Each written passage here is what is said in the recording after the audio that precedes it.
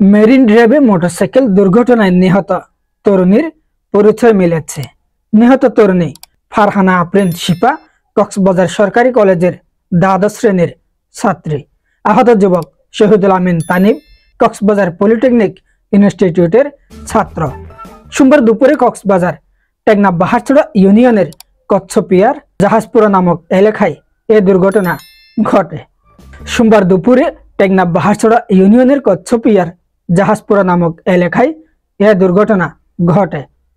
Teknaf Baharchhara police তদন্ত কেন্দ্রের in charge Moshiur Rahman বলেন, মোটরসাইকেলে করে কক্সবাজার থেকে টেকনাফের দিকে যাচ্ছিল তারা।